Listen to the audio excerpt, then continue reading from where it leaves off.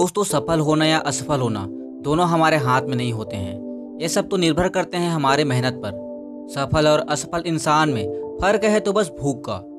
उद्यमिता की एक किताब में बताया गया है कि एक इंसान अपने मंजिल को पाने के लिए कितनी मेहनत कर सकता है।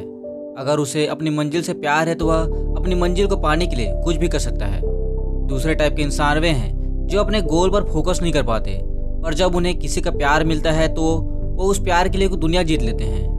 और आज की हमारी कहानी ऐसे एक शख्स की है जो उद्यमिता के दूसरे नियम को फॉलो करते हुए अपने प्यार के लिए आईपीएस बन गए। ये आईपीएस है मनोज शर्मा, जो कि वर्तमान में मुंबई के कमिश्नर हैं। इनके जीवन के उतार चढ़ाव पर एक पुस्तक लिखी गई है, 12 फेल।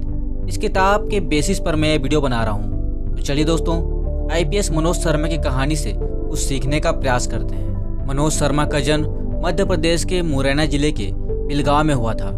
उनके पिता सिंचाई विभाग में क्लर्क थे। उनकी मां घरेलू काम किया करती थी। मनोज के अलावा उनके एक बड़े भाई थे। वैसे तो इनके पिताजी सरकारी विभाग में क्लर्क थे, लेकिन हमेशा सस्पेंड होते रहते थे, इसलिए घर की आर्थिक हालात बहुत खराब रहती थी।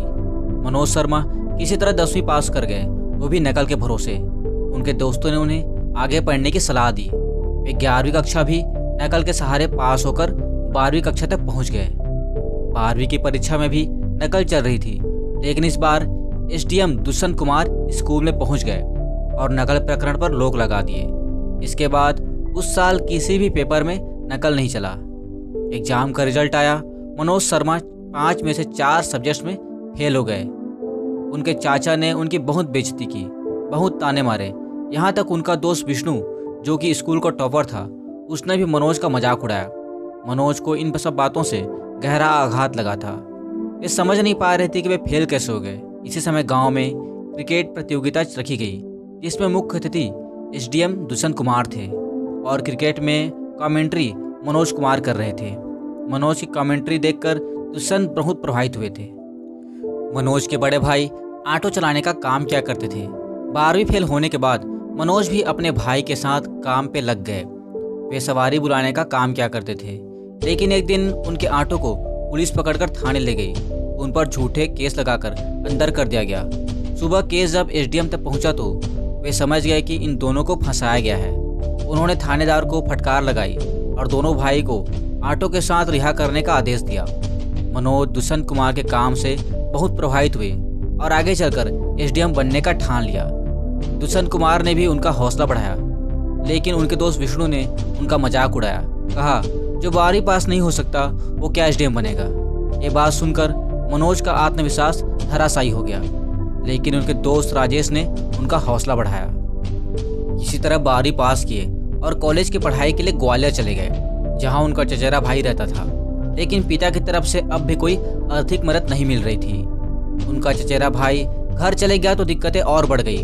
भिखारियों के साथ खाना खाना पड़ा। कई दिनों तक भूखे रहे। एक दिन उनके दोस्त ने उनकी हालत देखी और अपने साथ ले गए।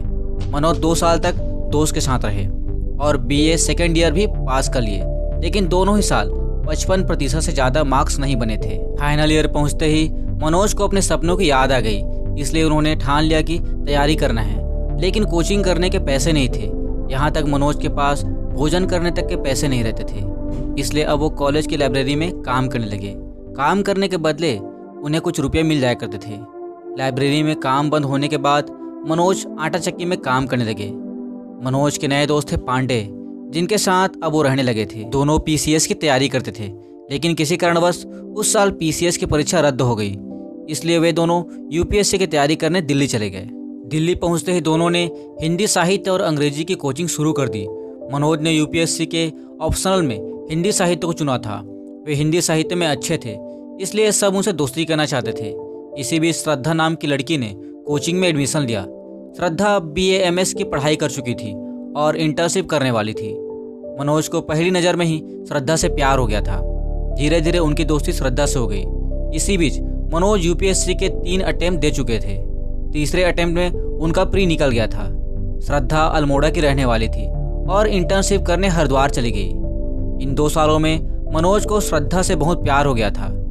वे यूपीएससी मेंस का एग्जाम छोड़कर श्रद्धा से मिलने अल्मोड़ा चले गए, लेकिन श्रद्धा तो हरिद्वार में थी।